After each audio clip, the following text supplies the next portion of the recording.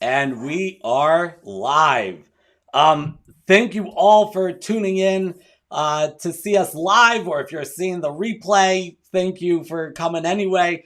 We're really excited. If you're here on YouTube, Facebook, Twitter, wherever else we are, LinkedIn, wherever else we are, please comment with, just say hi, let us know that you're out there. And throughout this conversation, as usual, we want to hear your questions, your comments, your thoughts, and we can pull those up, and our guest Rabbi Motzen can actually address those directly. Recently, there was like this comment made on a popular daytime talk show, which put Jews and Judaism in the news everywhere. And there was this controversy and debate.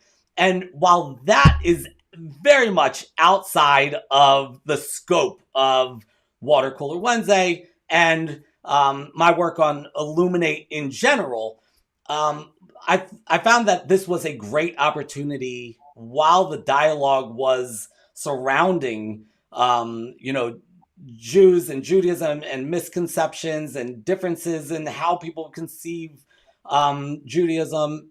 I thought it was such a great opportunity to capitalize on that. And especially for you, HR managers, HR professionals, leaders, managers, etc., for you to get a glimpse in to what some of your Jewish employees might need but not know how to ask for. You are welcome to ask questions, and we can explore some of those things. Now, I've invited Rabbi Motzen, who I'm going to tell you about in a second, but this rabbi he and I share this love and also this professional interest in meaning and meaningfulness. Him through a theological lens mostly, me through a psychological lens mostly, but these things also mix. So I couldn't have the rabbi on without talking about that too. So we're going to be all over the place, which means we should probably dive in and introduce Rabbi Motzen. Rabbi Yisrael Motzen is the rabbi of Ner Tamid, Greenspring Valley Synagogue in Baltimore, Maryland. He's also my personal rabbi. He's been the rabbi of Ner Tamid since 2012. That's insane. That's a decade now. Doesn't feel like it. And is only the third rabbi to serve the congregation since 1961. Rabbi Motzen is also the assistant to the EVPs at the Orthodox Union. He's a graduate of Ner Israel Rabbinical College, as well as Johns Hopkins University, where he earned a Master's of Science in Counseling. That's all he gave me for his bio, which is really weird because we normally talk to speakers and things, and I'm not going to say they're narcissists, but some of us are narcissistic. So the humility of this man, I'm gonna let him speak for himself, and you'll see what he's all about. But welcome, Rabbi Motzen, to the WaterCooler. Thank you so much, David. It is an honor and pleasure to be here. As a friend, congregant aside, I love the work that you're doing and the passion that you bring to the work that you do, and your ability to really infuse your work with meaning, which, like you said, we certainly see eye to eye in that regard. So it's an honor and pleasure to be here. Looking forward to this conversation. Thank you. The honor is definitely mine, and I always say that, but I actually mean it this time. I mean it other times too, especially if past guests are watching, but the honor is definitely mine. But without further ado, I think we've got to jump in here, and I warned you about this about 30 seconds ago, about the 6 and 60 portion of the interview. And so without further ado, are you ready for that? Let's do it. All right, here we go. All right, 60 seconds, starting with the first question. What is one thing that you would like to see stick around after this pandemic? A sense of recognizing that things are imperfect. Not losing sight of that. I like that a lot. When you're feeling overwhelmed or burned out, what do you do to reset and recharge?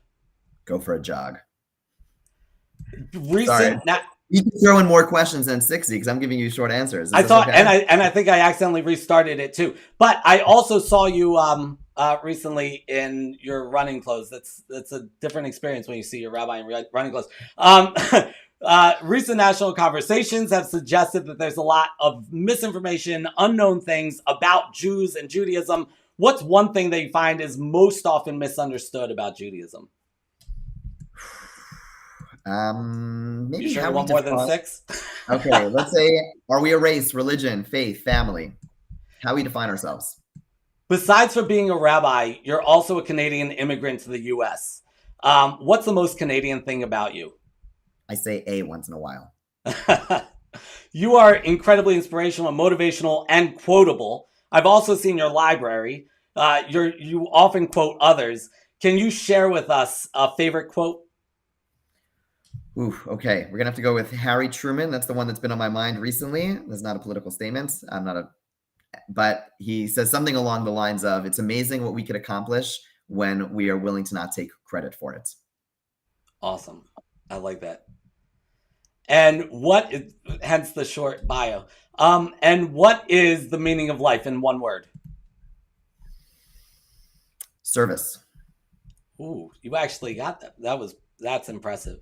Thought that one might stump you, but apparently not. That was great. You did it. Not in 60 seconds, but No, not in 60 seconds, but I it's okay. think we may have one person who has gotten it in 60 seconds, and I didn't ask them the meaning of life. Maybe there were two. So now I want to open this up by understanding more about you. We want to know your origin story. Do you just wake up one day and decide you're going to be a rabbi? Where exactly, besides for Canada, do you come from? Okay, so I have wonderful parents who may or may not be watching right now. I don't know. My mom's not on Facebook, but maybe my dad is. And they dedicated their lives to others in their own way. My dad's a cantor, and that is one of the jobs that sometimes takes place in a synagogue, part of the leadership of a synagogue. And so I grew up watching that firsthand. And the cool thing about it was our house became an extension of the synagogue. So we would have guests all the time. My parents both demonstrated how a job is a life calling. And so obviously boundaries are important, and we can get into that if you'd like, but the sense that our house is really an extension of the synagogue. And that's something that my wife and I really try to emulate in our own way and bring it home. It's part of who we are. My mom was a teacher for many years, special ed teacher. And so watching her patients, which I did not inherit, but I adore, and watching them just dedicate their life to others is really what got me on this path. How, and the particulars of the rabbi that just ended up kind of falling my way, the broadness of the job, the fact that it is hard to define exactly what the role of a rabbi is, and happy again to go into more detail on that. But it's ultimately using your capabilities to help others, and like I said, to serve. That appealed to me. That's great. I love the idea that you just wanted to serve others, and it wasn't that. I think there's this conception, maybe misconception, that it starts with God. For you, it sounds like it starts with people, and if you could comment on that. I don't want to misrepresent you. Yeah, no, that's okay. Yeah, I mean, I think it comes from a both upbringing as well as a theology, as I mentioned before, the sense of what I see is the purpose of life, and not what I see, but the tradition that I've been taught is the sense of we're here to do for others. And that's certainly a big part of it. So you could call that God. I would call that more our tradition. So I guess God might be a part of that equation. And yeah, obviously, it also has to relate to me, to who we are as people, meaning if I would be terrible, and that's something that I spent some early years trying to figure out, how bad am I at this, and is this worth pursuing? Some bumps along the way to really make sure that this is a profession for me. I remember early on, someone hired me to do some job, and the first day on the job, he did not give me any job description. It was the most open-ended job, and he's like, "Okay, now go give a speech." I was like, "What?" And I remember getting up there and speaking, and he turned to me. I just bumped into this guy the other day. He turned to me and said, right after I spoke to this, it was a camp, and he's like, "That was terrible. That was like the worst speech ever." So it was not the most professional thing he could have done. But he was just being like very raw, very honest. I was like, wow. And it caused me to pause and think, maybe I'm pursuing this incorrectly. And thank God, I think it pushed me in the right direction. I bumped into another day, and I thanked him for being terribly aggressive and bullying, but it worked. So You like that feedback. ultimately it gave me a moment to really think and recognize, is this for me? And I think that's the other piece. I think it's not just the theology or the philosophy. It really has to match up with your capabilities. And sometimes we lose sight of that. It can't just be the theology or the whatever. Is there a sense of resonance with who you are, and how is that landing with other people as well? And just to be really attuned to that. Yeah. Yeah. I love that. There's, as a speaker, I have this real appreciation for the fact that you have to write a brand new speech and deliver it to a very critical, sometimes congregation every single week, sometimes multiple times in a week. That can't be easy. It's fun. It's a challenge. But no, it's not easy. It's not easy, but I enjoy it. I enjoy the challenge. And yeah, I do. And my goal is, my goal is not to make everyone happy. My goal is to kind of push people in a comfortable way. I think the role of these speeches is to make the way it's been framed to me is to make the uncomfortable comfortable and the comfortable uncomfortable, and push people who need that warmth and need that love to give that message. But also, if you're walking in and leaving the same way, then I've done a terrible job. So I have to welcome some level of critique, because my goal is to make people a little bit uncomfortable in their chairs.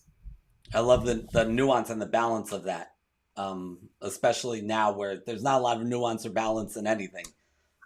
No. I have to be much more careful. To be honest, I have to be much more careful, and which is good. Sometimes, I've learned over the years, I've probably been not as sensitive as I could and should have been. And, so I'm constantly calibrating that, because people's sensitivities, I think, are different today than they were 10 years ago when I started. But at the same time, to be overly sensitive, maybe that's not the right word, but to be so careful that you're not saying anything that's causing people to rethink things, again, I would see as a failure on my part. Yeah. Who was it that said something along the lines like, if everybody agrees with you, or if you're not making anybody upset, then you're not saying anything worth saying. Yep. Yeah, absolutely. I think that's a David Shar quote, actually. Maybe the way I said it and flubbed it up, but the original person said it much better than me. Yeah, there is a tradition in the Talmud which does say, if it quoted from really the leading rabbi of all times, Rabbi Judah the Prince, saying that exact idea, saying, if you're making everyone happy in your community, you're clearly not doing what you're supposed to be doing. See, and here I am. I didn't even know that I was quoting the Bible or scripture. Now you're well done. Well done. I get points. So your congregants come to you, daily, multiple times a day. The majority of them come to you once a week or a couple times a year, right? And then they've got this other piece of their life, which is putting food on their table and earning a living and being at work and out in the world, at the diverse world outside of the synagogue. So I was hoping we could look at that a little bit and talk about, the Jewish experience at work, because I think sometimes we know that we've got, Title VII, the Civil Rights Act, and protection for religious accommodation and things like that, but that didn't always exist. Can you talk a little bit about what life was like in the early and mid 1900s for Jewish employees and job seekers? Sure. So with the caveat, I'm not a historian, but I guess the things that maybe some things that stand out for me, and I think for many Jews, when we think about our place here in America, probably one of the most terrible things that took place and really stands out. 1913, there was a lynching of a man by the name of Leo Frank. He was accused. Ultimately, the police did not find him guilty, but there was an incredible amount of some terrible crimes. And nonetheless, there was a mob, and they lynched him, a Jewish man. And this certainly was what you would hope would be a wake-up call to say, hey, things need to change. It was more a reflection of the reality of the time. In the 30s, probably most notably, I'm just going to jump around some of the early 20th century pieces that really stand out. Henry Ford. Do you drive a Ford, David? Yeah. Do you drive a Ford? No comment. Depending on what the next thing you're going to... I think I know what you're going to say next, so no comment. Fair enough. Okay, sorry, that was a personal question. So Henry Ford was an avid anti-Semite. He helped republish Protocols of Zion. You can look that up. Terrible book made up, figment of someone's imagination about this notion the Jews control the world. And he used his wealth and prominence to promote many of these ideas. There was a very famous radio personality, Father Charles Colin, and he would promote some serious anti-Semitic ideas, and he was widely popular. I had a print magazine as well, which was well read here in the U.S. So these were some of the public personalities, but even beyond, some of what we call, in the public sphere, people just simply going to work. There was a lot of what I guess we'd call polite anti-Semitism. Many Jews were just simply not, without it being a policy, Jews were not allowed in certain places, certain jobs. Law firms, many of them were known to not take Jews. Discrimination in colleges. Brandeis University, just as an example, was founded in 1948. That's 3 years after the Holocaust, and was founded because of discrimination, because of the fact that many Jews were simply not accepted. Even if it wasn't official policy, it was unofficial policy. There are many gated communities until 60s, even, and later even, where Jews and blacks were not allowed, pools where Jews were not allowed. So these were just things which were taking place in the background. There was an incredible amount of discrimination, even if it wasn't all formalized against Jews. And this pushed many Jews to try to Americanize. Many people changed their names. So, for example, my name is Yisrael. That would not fly in many settings. And to this day, when I went to college, Yisrael is a mouthful. So I went by Izzy. You can call me Izzy for the rest of the session if you'd like. But many people just simply dropped Jewish names. So our name is so much a part of who we are. And that's such a small example. But Jews were forced to have names that they would go by so that they could be accepted in society. They would try to pretend that they weren't Jews, that they'd be accepted. And they would choose these American names, whatever exactly that meant.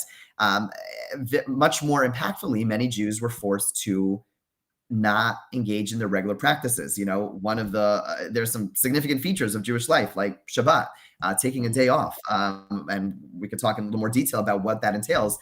I'm speaking to congregants of ours and others who had to make this incredibly difficult choice. I know one person I speak to often who is constantly haunted by the fact that they came here as an immigrant and they had no food, they had nothing, and they were forced, they were told, unless you work on Saturday, which is your day of rest, you will not be able to have any food. And they, for a little while, did that. And they're haunted to this day, the fact that no one gave them any space for their religious practices and forced them to kind of throw away their own faith because of that. And all of that seems like ancient history, right? And it in a lot of ways, and maybe for a lot of different reasons, one reason that's brought up a lot is that Jews, Ashkenazi Jews often are white passing. Like you said, you could change your name, you can slip off your yarmulke, and suddenly you're part of the crowd, right? Power, not just the crowd, but part of the power core potentially. And so for that and a variety of other reasons, it seems like ancient history. But I know, and I know personally as a Sabbath observant Jew who comes from a background within food service and retail, there are still a lot of challenges for especially observant Jews in the workplace today. Can you talk about some of those? Sure. I mean, there's so many levels, and maybe even before the workforce, I think there's just a mindset. I'll just use a small example. Our synagogue over here, when I was growing up, synagogue security meant making sure the last person out locked the door. And that didn't always happen. It was not a budget item. Right now, we just, our synagogue budget for the year, security is a major line item.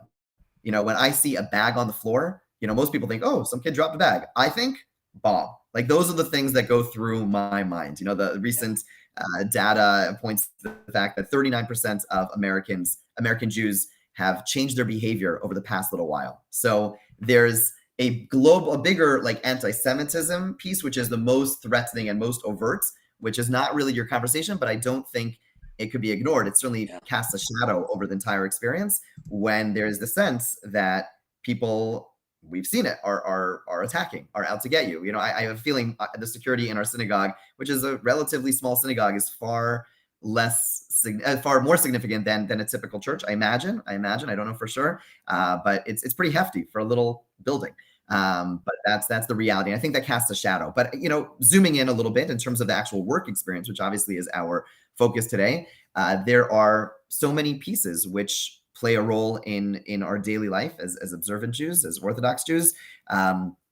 Things like Shabbat or the Sabbath, which for Jews, observant Jews, that means that from sundown on Friday, when the sun sets on Friday, through nightfall on Saturday night, Jews are not working. And by not working, I mean not just not showing up to work and not taking emails, but their phones are off. Like they are completely on their own. And when in a work culture, whether it's being on a Saturday or whether it's the social elements of a Saturday, that's just simply something which they cannot participate in, which does play a significant role, in getting, so to speak, in the way of moving forward of the culture of creating camaraderie in the work setting itself. And that's without any discrimination. That's simply a reality of being an observant Jew in a setting where that's not necessarily the norm. Right.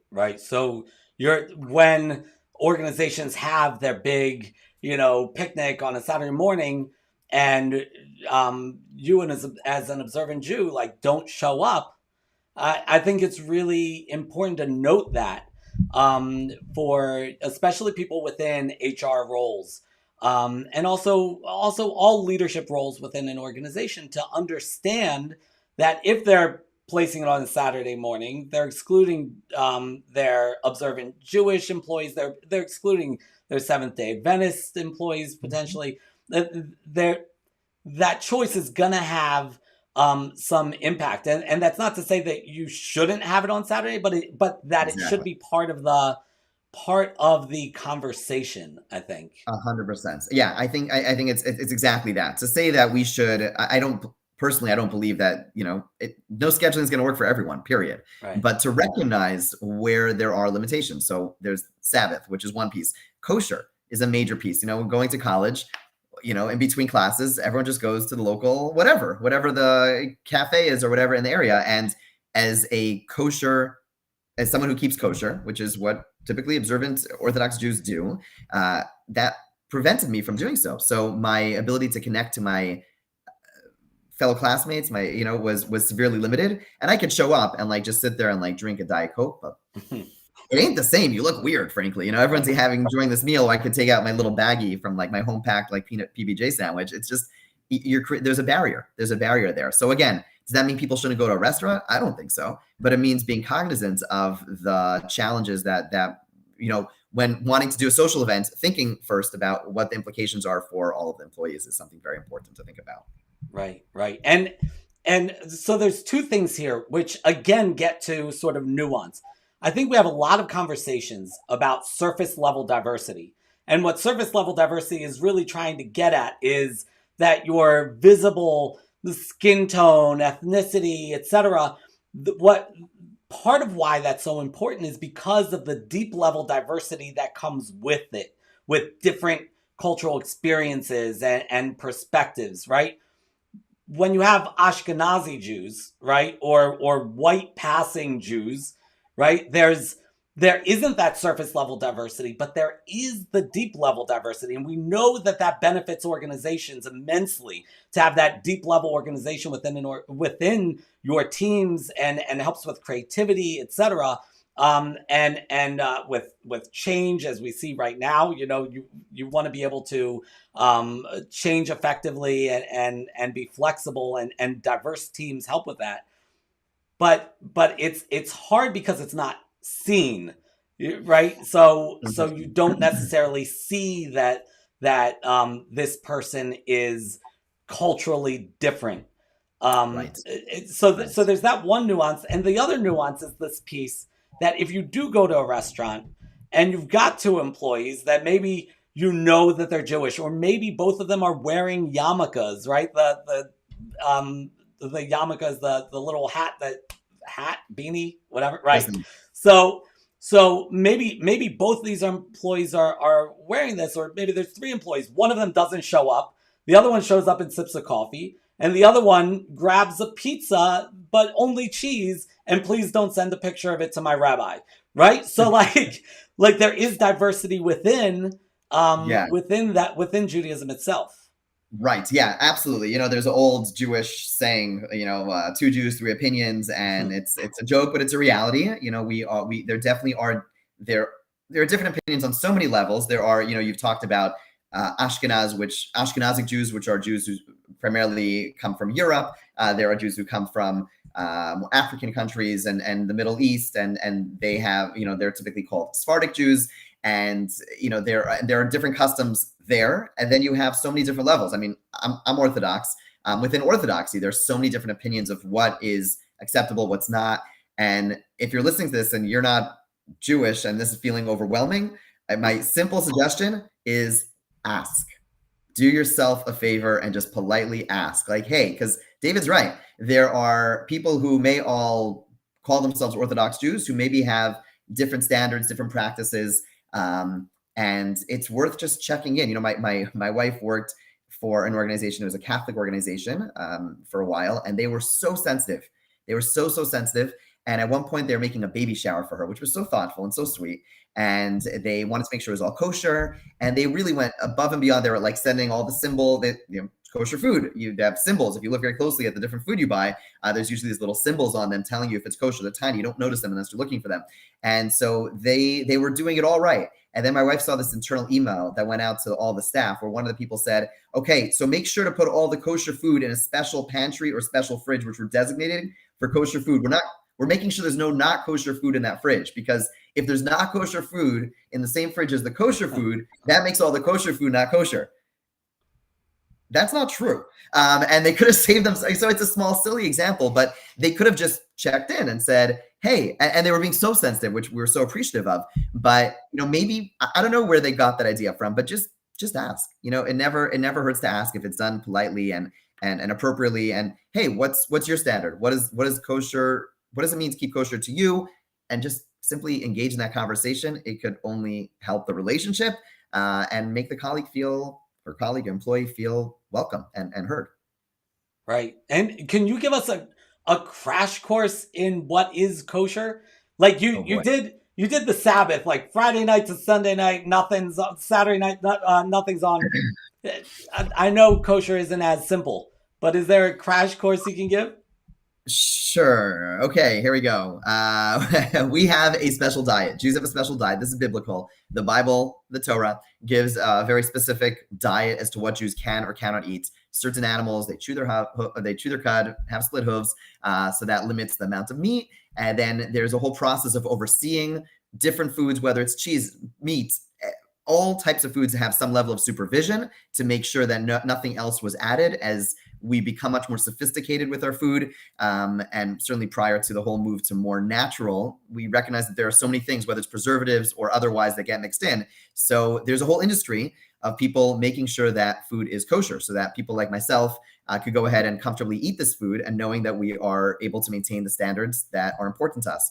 So very broadly speaking, it's a diet. It certainly does limit what can or cannot be eaten. Typically, much of the food you'll find in a restaurant that's not kosher will certainly provide a challenge. I'll leave it at that, to be as open in terms of how inclusive we're going to be in terms of different levels of practice. It will certainly provide a challenge. And we could, there's a lot of mystical explanations behind it. One of the philosophies, one of the ways of looking at it, which speaks to me, it's a variation of a different quote about the Sabbath. But they say things like the Sabbath and things like kosher, like more than the Jews kept kosher or the Sabbath and the kosher kept the Jews. And what that means is that we as a people have been all over the place and very much always in the minority of a population. And the fact that we're having this conversation, the fact that we have synagogues today, the fact that we have thriving Jewish communities is because we've been able to maintain a certain sense of identity. And so there are different ways of creating identity. Food's a big deal as Jews, but really it's all cultures. And so having our own diet, having our own sense of togetherness through the foods that we eat certainly has helped. There's much more to it, but I think on the most basic level, it defined us as a culture and still defines us as a culture. So is that I think it's great. I think from an organizational perspective, when you have employees or colleagues within your organization that may be keeping kosher, like you said, ask. We know so many people have, peanut allergies.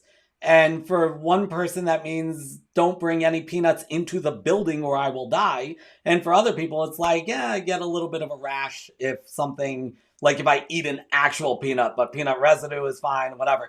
So it has a lot to do with like the way it's originally made, what it is, the way it's made, the way it's packaged, the way it's cooked. There's a lot of nuance there. Um, Yeah.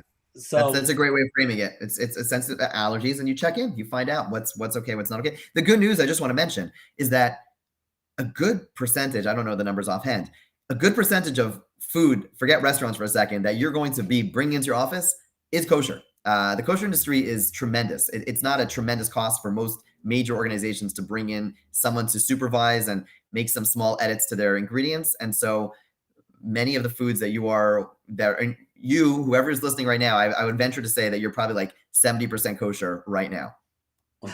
I remember it wasn't always that way. Even in my lifetime, I remember growing up, and the most exciting part of my childhood was when Mars became kosher. And suddenly there were Twix bars and and Snickers. It's like, wow, this is amazing. So Yeah, and the terrible thing, you're killing me over here because you mentioned I'm Canadian. That didn't become kosher in Canada for some reason. Like the plants in Canada. So I was like, whatever. When we used to visit the U.S., this was like really exciting to get all the foods that you guys were eating all the time. that's awesome. And I remember a trip to England where stuff was kosher there first. And yeah. Skittles, yeah. Right. So so it is very complex. We talked about Shabbat or the Sabbath. We talked about kosher. Are there other things that we need to be concerned about for our Jewish or observant Jewish employees? Sure. So those are two big ones. I think those are going to be two of the biggest ones. And again, here, what I'm about to say, it will depend on the person. It's always good to check in, good to ask. But many observant men and women have a practice of not shaking hands even with someone of the opposite gender. Okay, so that's something which can be very awkward if you just stick your hand out. So it's something worth checking in about. You know, when I was in college, again, I'm in a pretty Jewish setting. I'm a rabbi of a synagogue. But if I was in college, I would sometimes just mention that to the people I became friendly with right at the get-go, so we wouldn't have these awkward situations where they'd be like, "High five, Izzy," and I'd just be staring at them because that's something. But some observant Jews are fine with that. So that would be something else to consider. In addition to Sabbath, we also have like a bunch of holidays. I'm constantly writing notes to people. They're like, "You can't possibly have another holiday. Give me a break." But we really do. We have a lot of holidays, and you know, they just it's another day where people cannot be at work or cannot do work, and so that's something else to just keep in mind. I think those are the biggies. September, October, typically Oh, very man. tough. Oh, And man, really and the Jewish year is sort of a lunar year as opposed to the solar year, which is the what is it, Gregorian calendar or whatnot. So the dates actually move. people. Bottom line is, it changes all the time. Sorry, Yeah. it changes all the time. It changes all the time because we have a totally different calendar. So a holiday that, like, don't put it down on your calendar. Like, oh, September 1st is Rosh Hashanah. Maybe last year, it's certainly not next year, and not the year after that. It's constantly fluctuating because, as David's pointing out, our calendar is lunar / solar. It's complicated. Yeah. Yeah. Great. So okay. Can we talk about meaning now? I wanna get back to Let's do that. it. So and of course, if there are any questions, put in the chat. Although I'm getting a message that the chat there's an error or something. So I've been trying to open Facebook and LinkedIn and check in. So if you're chatting and keep saying things and we're ignoring you, we will circle back and respond to you offline or online, but not live. And or you can keep trying and we'll try to find it.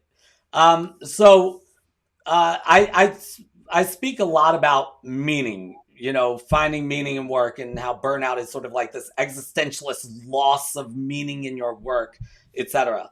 And when I talk about that, and everybody thinks I'm setting up a joke, but this 1 week where I set my calendar and spoke to a rabbi, a priest, a pastor, and an imam, asked them all, what's an individual's purpose? What is the meaning of all of this? And I joke that each one thought they were recruiting me. So they, of course, opened their doors. Please come in.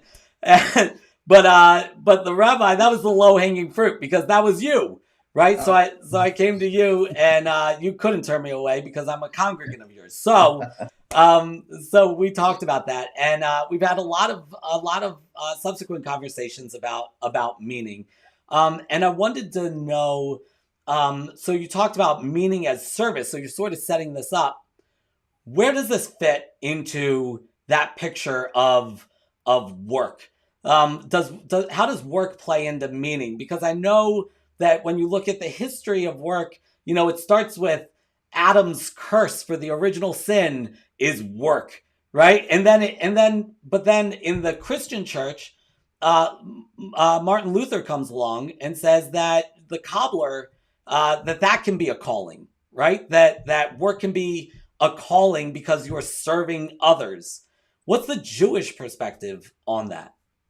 Yeah, that's a loaded question. It's like, so let me start backwards from the last thing that you said, just from a theological perspective. Then we could maybe bring it down practically. So I want to shift the perspective. When Adam and Eve, from the biblical perspective, when they are brought into the Garden of Eden, the actual words that they're instructed to do is la'avda u'leshamra, which means to work it and to safeguard it. So the notion that work is only introduced into the world at a later point is not really our philosophy. Our theology tells us no, the work that we are brought into this world to, as I said before, service. Those are the first words given to Adam and Eve. Go and work, and it's for them. It's not for themselves. It's for, according to some, even the animal kingdom. It's for those that they're going to bring into the world. And it's for this garden, whatever that represents, which is certainly going to take us off topic. But the notion of work, la'avda, to serve, is there right from the get-go. So yes, something from a theological perspective changes after that sin. But at the core, there's this notion of work being our purpose in life. And so I guess from a Jewish perspective, I would say, my background, as you mentioned, is a little bit of a background in counseling. Maslow's hierarchy of needs, at the highest level, there's this notion of self-actualization. From a Jewish perspective, I would argue that beyond self-actualization is, and this term is going to come out wrong because it has a negative connotation, but some sense of self-negation in a healthy fashion, not making yourself into a nobody, but the sense of it's not about me, it's about others. So when we're focused on self-actualization, that means that my spouse and my work and my friends are there to give me growth and to grow from them. And those are all true. But there's an even higher level from a Jewish perspective where we are taking that and saying, okay, yes, I am somebody and that's important, but my perspective is not about how these experiences, how these people are helping me become a better person, but my focus is really on them, on the world around me. Again, you have to do it in a healthy fashion. There has to be a sense of self, right? But that's the highest level. It's that self-negation of really focusing on others. And yeah, so that I think is the philosophy summed up, a Jewish philosophy. And that, one of our most important thinkers, a man by the name of Rabbi Chaim Volozhin, he is seen as the father figure of the Jewish education model that we've had for the past 150 or so, 200 years or so. And his son would always comment that his father would constantly remind him that, you're doing this for yourself. He would reprimand his son, who he felt at times was doing things for himself, and to constantly remind him, we are here on this earth to serve others. And others is this constantly expanding circle. It's our immediate family, it's our community, it's the world at large. And that is the perspective that we take in. So coming back to your question, how does that relate to work? That's everything. I mean, that's a game changer in terms of why we're here. Yes, I've put food on my table, granted. But even that could be meaningful, both in terms of the work itself. Hopefully we have work that we find meaningful because it speaks to our skill set. It speaks to using our talents, our capabilities, and actualizing them. But hopefully, I imagine our work is contributing to something beyond that. Whatever we're doing, we're part of an industry. We are furthering the world. We are helping people, even if we're not in a quote unquote helping profession. But every profession, I would imagine, I would hope, is in some way furthering society, is in some way benefiting people. So that in and of itself is valuable. Of course, there's the fringe benefit of being able to support ourselves. So we could do more if we have a family, it's supporting our family. But any elements of work, again, reframing what we're doing within that framework, thinking about how we're giving to others, how we're doing for others, I think is a good place to start in trying to make sure that our work and our life is actually meaningful. Yeah, I love everything about that answer. But here you are, a rabbi of a congregation in the midst of a pandemic. And we know that, we're seeing some crazy things in terms of the Great Resignation. We're seeing some data that maybe more people than normal are leaving organized religion, or even leaving, becoming, atheistic. Is that whatever it is? So it seems like something is happening here. What have you seen, or do you have thoughts on that? What is happening in terms of people's conceptualization of meaningfulness? Does that tie in here? Sure. So I mean, I think it's certainly in the helping on all levels. I think my theory is that, certainly in the beginning of the pandemic, there's that one clip with that British guy giving a bedtime story to his son. Do you remember that? Like about the future world, looking back at this old world. I don't know what it's called, the Great something. Anyway, we'll find it. You'll link it. Yeah, It's great. It yeah. basically talks about all the amazing changes that took place because of the pandemic. It was early on in the pandemic. And you look at it now and it's like, oh my gosh, like, no, the opposite happened. But it was very beautiful. But I think at least I can speak personally. There was, I think it was called the Great Reawakening. I think that's what it's actually called. I'm blanking on the guy's name now. It was a YouTube video, very moving. But now when you watch, you're like, oh, this is terrible. So we're gonna find it and link to it. Awesome. So I'll speak again for myself, and I think for many others. One element of this, I think on the highest level, is that we recognize that things were broken and that we need to do more. And then at the same exact time, we also were feeling, Adam Grant, who I believe you're a fan of as well. I'm a big Adam Grant fan, penned a very famous article about languishing that was published in the New York Times a little while ago, about the sense that it's not depression, but it's the sense of like not being able to perform our regular life at the highest of levels. So we're kind of just vegging a little bit more than usual. We just don't have the energy. And we're existing. Yeah. Like we're existing, and for a whole host of reasons why that's the case. We're making more decisions on a daily basis than we ever are. Like every time I walk by someone, do I pull my mask up? Do I pull it down? Right. No, these are small things, but they add up. Like we're overwhelmed. And so there is this fatigue element that's taking place, but also I think there was a thirst, and I think there still is a thirst. I would hope. I'm a little bit been accused of being overly optimistic, but this thirst for more, and at the same time, it wasn't being fulfilled. So we feel worse. Like all of a sudden, like everything was opened up to us. Like, wow, we really should be living a different life. And then we weren't able to / willing to act on it.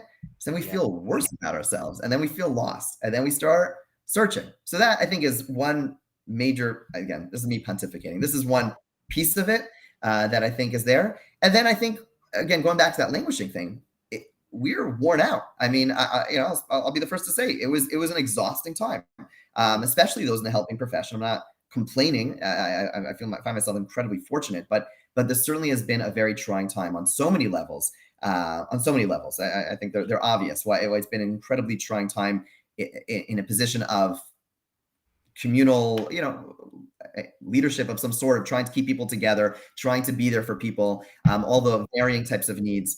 So it's been very difficult. Something I did, which I found meaningful. So yeah, it was difficult, and something I did over this time. Hey, Jonathan. Hey, Jonathan. So great. The notes are up. The posts are up. Fantastic. Yeah, so one thing I did, which was a little crazy. Like at one point, and this goes really back to the idea of meaning. And as much as it was tiring and exhausting and draining, there's also a part of me, again, that first point where I felt like I actually could and should be doing more. And I remember having a conversation with one of my good friends. And by the way, the best thing you could possibly have is a good friend who just say it as it is. Especially like in a profession where you are the rabbi, you're the priest, or you're the CO, and people are not going to always, I don't know, people are very honest with me, but I know that's not always the case. So having someone to give you like real feedback, and he turned to me and he said, I think you're just being lazy. I was like, what? I'm not lazy. I work my tail off and all that. But he struck a chord, and I realized I could be doing more, and I should be doing more. And part of why I was feeling drained was that I wasn't doing as much as I could and should have been doing. And so I did something crazy. It's a sizable congregation. We have like 275 family units. It's big and it keeps me busy. But I chose about 6 months ago, and thankfully my congregation is really good to me and they're very supportive. I took a job in New York. Like it's officially a part-time job, but it's a pretty intense and a taxing type of job. I go to New York once a week now, 5:30 in the morning. I come back at night, and it takes a lot of time, and I'm exhausted. I've never been so tired, but I've also never been so fulfilled. And just really using every bit of my energy. Now, again, of course, you have to check yourself, make sure you're not escaping anything. And you have to make sure, for me, I have a family, make sure that I'm caring for them and caring for my congregation, which is after my family is my second priority of people that I need to care for. But if that could be done, it was actually just so counterintuitive. Instead of, more self-care and more jogging and more reading and more taking care of myself, I actually, once again, gave more of myself. And I personally have found that to be incredibly uplifting. I feel I've never felt so energized, despite the fact that I'm exhausted, like physically exhausted, but I'm on, and it's great. I love that you shared that, because it really is this element of it's counterintuitive, based on what we know about burnout, the common narrative about burnout being work overload, period. Right. And it's something that I'm constantly, no offense, I don't mean it literally, but preaching, I'm not trying to take your pulpit, but what I preach from my pulpit is that it's not true, that if you walk into a busy bar and the guys doing the flare and flipping drinks and stuff, busy bar, that person is most likely in a state of flow at that moment. But as soon as he reaches behind him and grabs it for a glass and it's not there, or it's dirty, now you're going to have a burned out bartender. And so in terms of you with this bartender analogy, which I just love anyway, thinking of you as a bartender, I think that'd be great. But good charity event for the synagogue. But thinking about what you did the exact opposite of what people think you should do, and you took on more because it added more meaning and service. That's right. Exactly. That's awesome. I really love that you shared that. And it also brings up, I was really excited when I came across this research a couple years ago before COVID, and I sent it to you, and you were less excited maybe because it described your life, but it was a study of burnout with clergy. And I don't know if you remember that I sent this to you, but refresh our memory. What's really interesting is that there's all of this research that suggests that religious individuals are significantly less likely to burn out than non-religious individuals, unless you're clergy. Clergy have really high rates of burnout. So have you seen this? You don't have to say if you've personally experienced it or not, but have you seen this on either end of this? And what has your experience been, and why, if you have seen it, why do you think that is? Sure. So actually, I think yesterday, maybe 2 days yesterday, I believe the Wall Street Journal actually had an article about clergy burnout, especially over the pandemic.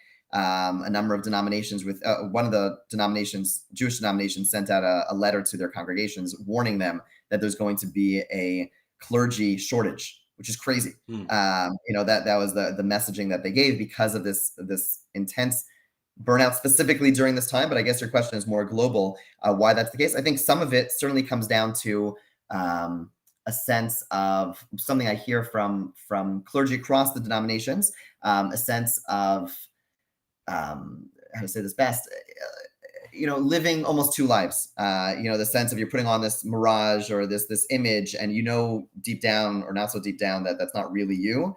So that, I think, is draining. It's emotionally draining.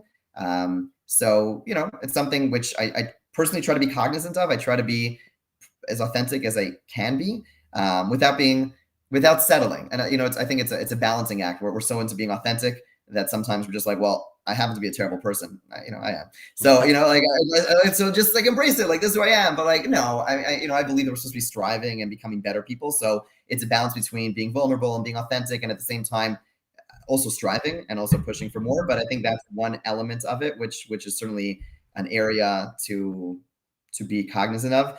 And giving constantly without boundaries. I think boundaries is another major piece. I could certainly speak. I don't know what it's like in other denominations, but as an Orthodox rabbi, there's usually not a sense of a boundary between your personal life and your professional life. So people are calling all hours of the night. People are texting. People are like knocking on my door, like, "Hey, I just wanted to talk to you about something." Like, no, what are you doing?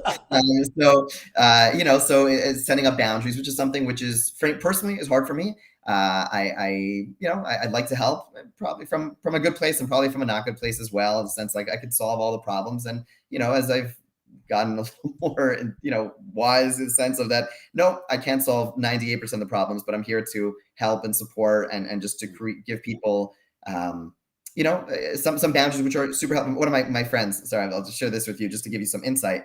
One of my good friends told me how one Labor Day, he was, with his family, they were out having, a barbecue, and it was a big family event. And all of a sudden his phone goes off, and it's this person who he knows was going through a crisis.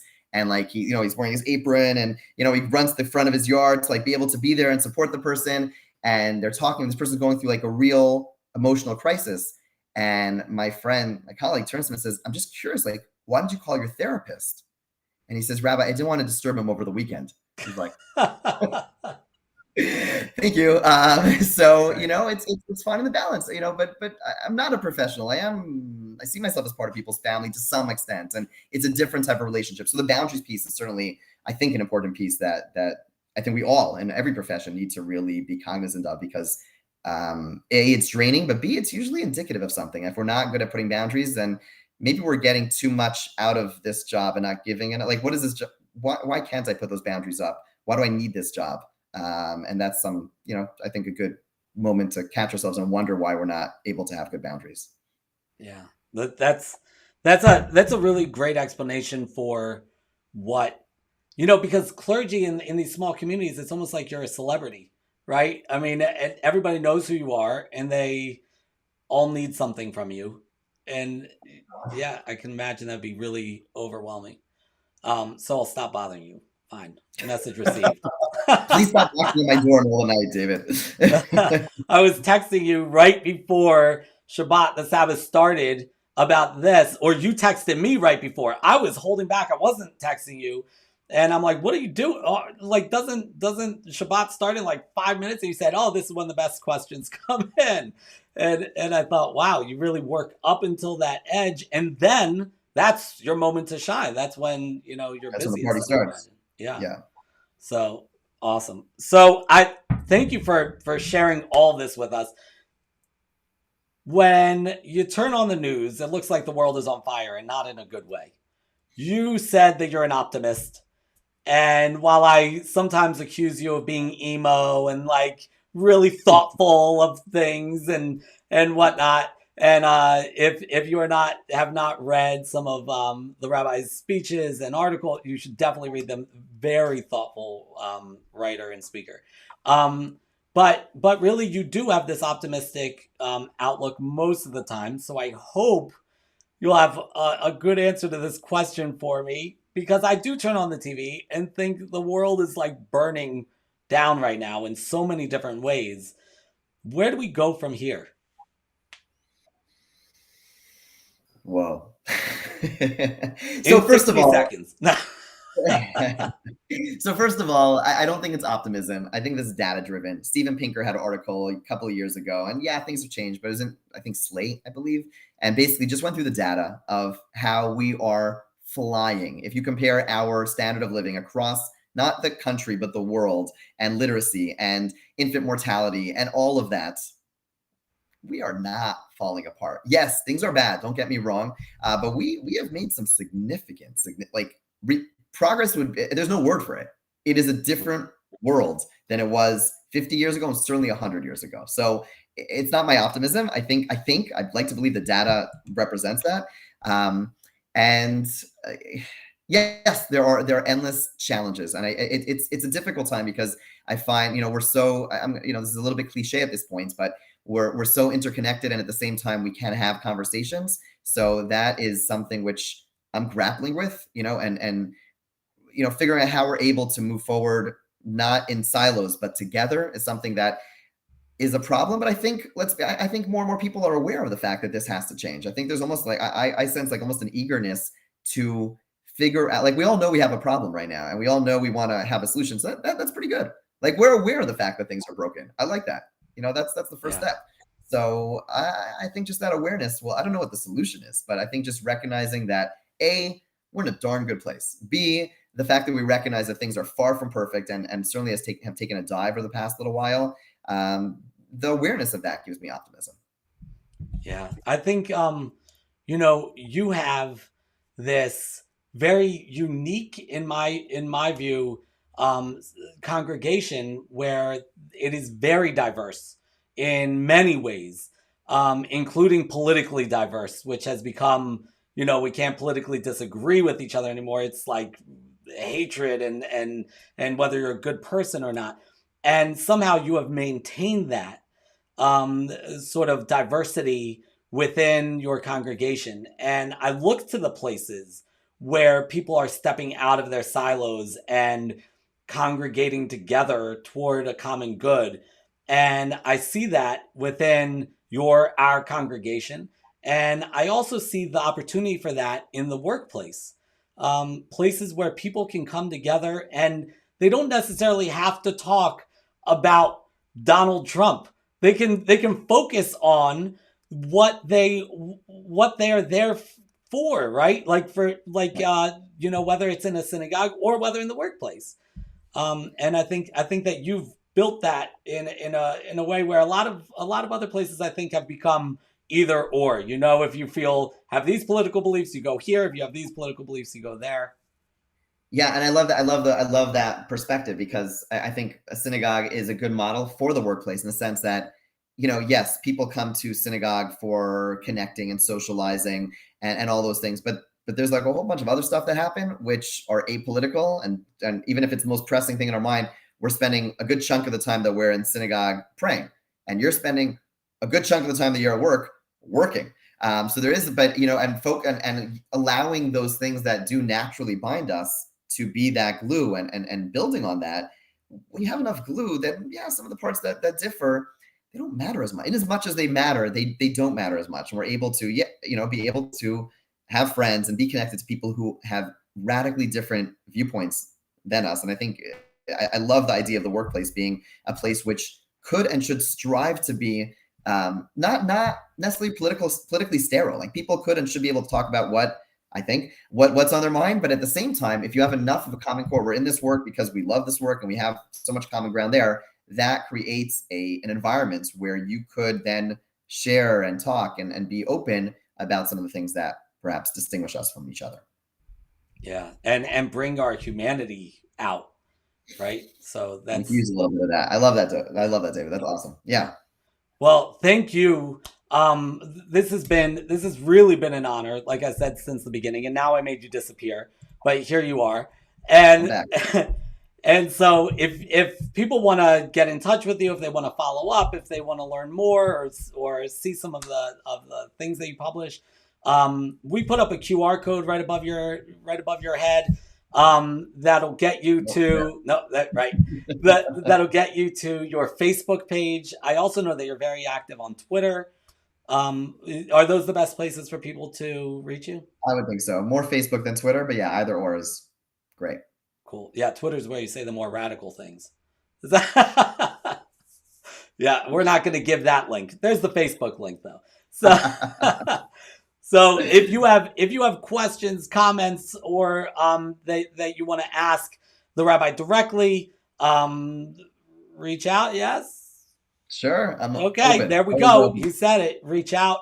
But don't be knocking on his door at 10 o'clock at night. Use Facebook, and and if you have general questions or comments that we did not see during this broadcast, we'll circle back to those. If you're watching the replay, definitely put your questions and comments, and we do continue to monitor those things. And I hope you'll catch us next month. Next month, we're all focused on change and growth, because I'm hoping that March is really starts feeling like spring and like we're there. And so we've got some exciting guests coming up. But thank you, Rabbi Motzen, for doing this. I truly appreciate it. It's been an absolute honor and joy. Thank you so much for having me. And thank you all for tuning in. See you next time. Take care. And